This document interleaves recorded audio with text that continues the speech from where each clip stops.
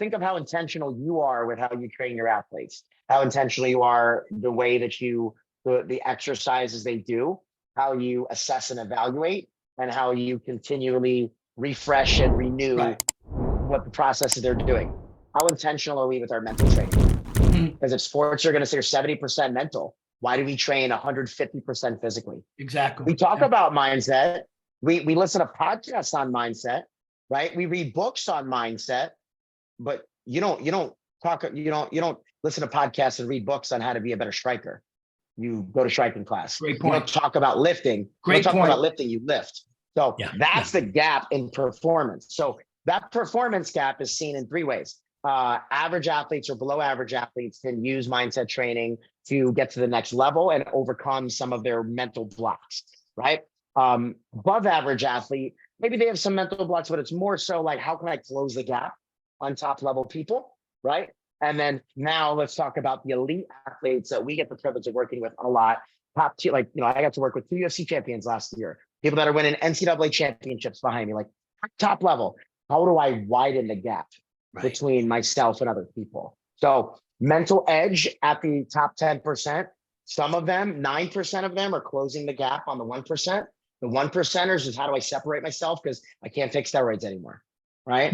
So, when you can't take steroids anymore and everyone at the high level is great coaching, great sports science behind what they do, that's where we can come in. So, some of the techniques, I want you to think of it in a couple layers, right? So overall, there's lots of physical skills for striking, for grappling, and for strength and endurance, right? There's lots of core skills. So for mindset, there's also, mental skills, right?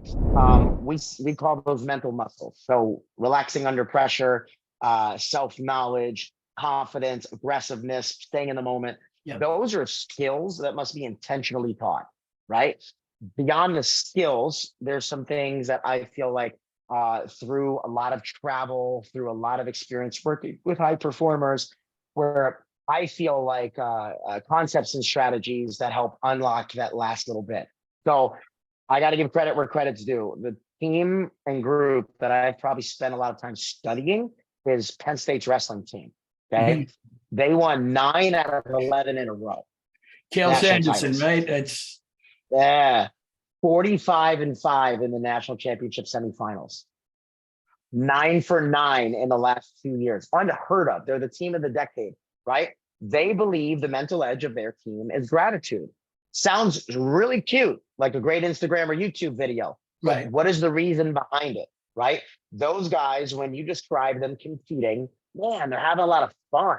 Like, they're relaxed. They're scoring a lot of points, taking a lot of chances. Versus you think of wrestling as a whole, you think of like super serious, intense, right? Like almost borderline, like angry all the time. Penn State guys are like watching, enjoying, so different. First of all, they're one of the only teams in the country with a mindset coach on staff. This lady who is quite old, complete head of white hair, meaning I'm saying she's got to be in her 70s. She is not young. He was Cale's coach, mindset coach during the Olympics. He only works with Penn State wrestling. And, as I'm like digging, I became friends with the family, really close friends with the youngest brother, Kyler. I did camps with Cale and his family. I spent time with mom and dad, spent time with the athletes, and gratitude. Okay, but why? Why does gratitude? Well, whole conversation for another day, but keep it simple, gratitude and stress do not coexist chemically in the brain, right? So the hormones that are around gratitude are the antidote and are the canceling factor to the hormones that will produce stress. So when you think of a team, or if they're going to say gratitude is their dominant attitude, their brain is full chemicals that support, when we think of dopamine, right? Dopamine's the happy hormone. Dopamine also enhances focus. Dopamine also prevents fatigue. What's the opposite of that, right? So if they're more thankful for the opportunity to compete than they are stressed about winning and losing, on the flip side, those are more stressed for winning and losing are full of cortisol. You both know what cortisol does, right? And it is a killer for performance. Cortisol can literally kill you. So I don't have to talk science to the science guys, but for the people that are listening, right? What I feel like Penn State has done by building a culture that revolves around gratitude, their default when fight or flight hit is excitement. So they are more focused on fun and excitement than they are worried about winning and losing. I can't speak from exact science perspectives, but I would imagine that there is a balance between dopamine and related hormones and cortisol in the brain. The more dopamine you have, the more resistant and less cortisol that there will be. The more cortisol you have, the more resistant that you'll have to be happy and free. So those guys are always happy and free. They're always excited. They're always having fun. Bigger the match, the bigger the opportunity. So how can I dissect what they've done so well, casually and intentionally, and then recreate that into athletes? Our process is great. Everything I've learned working with people all over the world has been really helpful to Frankenstein, like my approach. But that's the biggest thing. When you're more excited and thankful for the opportunity to compete, you lack the capacity to be stressed about winning and losing. So the less stress that you have, the more free that you can be. The more free that you can be, the more that you can trust your training and perform or above your potential. So conceptually, without giving away all my secrets, that's the moneymaker. Right. Like that's the moneymaker. So, the people that I've gotten to work with that have done the things they're not supposed to do, those are the people that what I call have weaponized gratitude. Gratitude is not just being thankful. Gratitude is reframing the way that they operate as humans in and out of the cage, on and off the mat, on and off the field. So making gratitude a performance enhancing weapon.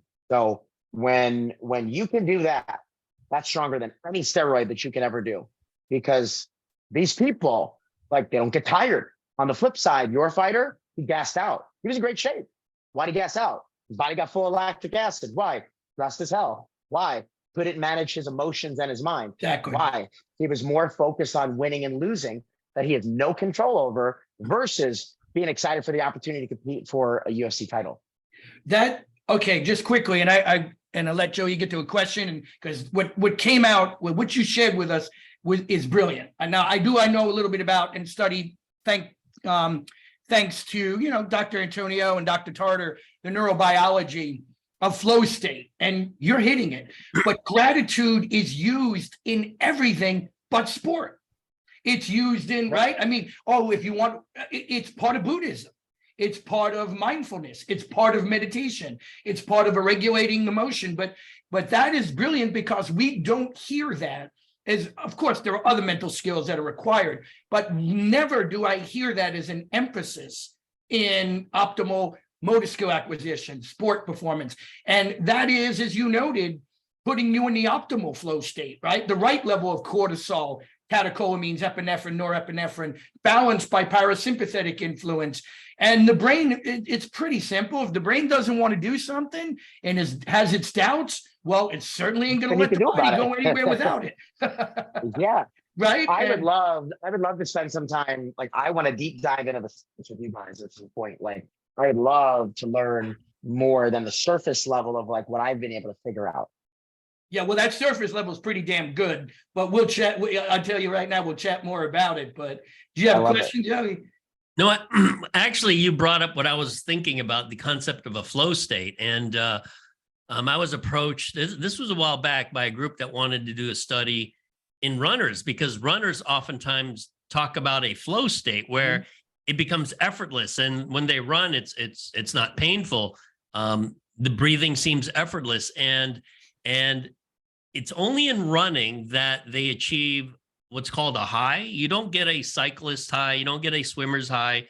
You don't get a high in any sport other than running. And it's interesting. I spoke to an evolutionary biologist about this, and he said it might relate to the fact that humans are meant to locomote. I mean, that's one of our basic skills. You got to run, because running, you could either get away from a predator or you're chasing prey. And that's why that's right. Exactly. And that's why you see it when people who do a repetitive activity like running, they achieve this flow state, which it's almost hard when you're in it, you're in it, but it's hard to explain to someone who's never felt it. So for instance, for people who've never exercised or competed, they have no idea what you're talking about. To them, it's completely foreign concept. Right. Yeah. At a high level, the goal of a mindset coach, and I think there's a lot of misunderstandings, right? Oh, you have to be sick to want to get better. No, like you don't, it's not about fixing problems. I'm sure there is, right? And the same thing for you guys, but ultimately, like I want to help people reverse engineer their best performance. And being a very research oriented person myself in the FBI and then in school, we collect data. I work with Northwestern University's lacrosse program, very proud to be a part of their staff. My opinion, coach of the greatest women's lacrosse player of all time, won the Tewaaraton twice, essentially is considered the Kale Sanderson of women's lacrosse. Wow. I'm not going to get into the detail, but we take data on mental performance factors every game and poll the whole team and get from that data that allows us, like you do with data with HRV and things like that, that allows us to influence the decision making that we make over the next year. So I'm sorry, over the next game. And it has to be a data driven, like research oriented approach. But the bottom line is that reverse engineer a great performance. What people think about flow state, oh, remember that one fight that I did really good? What was I thinking for that one fight? What did I do? What did my camp look like? In research, that's one data point. Right. Like I can't get anything. I can't recreate that, but we can find the common themes and patterns. And then again, through some concepts and skills and things that we could teach, we can learn how to reverse engineer a good performance. Why does a heart surgeon very rarely have a bad day at the office? Why does Outback Steakhouse produce the same ribeye every time, no matter where you go? They follow the same recipe. Mm-hmm. So that's what we need on mindset. And a lot of coaches, like, not to put anybody down, but a lot of people are just like hell bent on focusing on a lot of imagery and a lot of meditation. Those things are great. They're good. Yeah. There's a whole set of, they're good, they're great. Yeah. But There's a whole set of skills that you need to develop where those things become highly effective. yeah, that's absolutely correct. Yeah. Imagery is useless if you can't regulate emotion, right? If you can't control mindset, there you go, right? Yeah. So when you focus on the right things, it becomes hard to do the wrong ones. When you focus on the wrong things, it becomes hard to do the right ones. So Jose, you mentioned predator prey. We talk about a concept that we coined called predator mindset, right? You guys know the difference between predator and prey animals, right? How do you spot the difference? Who's running away? The location of their eyes. Yeah. Eyes in the front like to hunt, eyes in the side like to hide. Yeah. Right. So predator mindset, when you have a very simple, narrow vision, only focus on a very specific set of circumstances, you operate like this, right? If I'm driving a car and focus on what's in front of me and I have tools to prevent me from swerving, my eyes are in the right place. How do I get into a wreck? I don't. That's why tests like an auto drive, right? So being able to teach people skills to have that predator mindset where if you can maintain emotional control, then I can teach you all these things that allow you to unlock the kind of performance you're not supposed to get.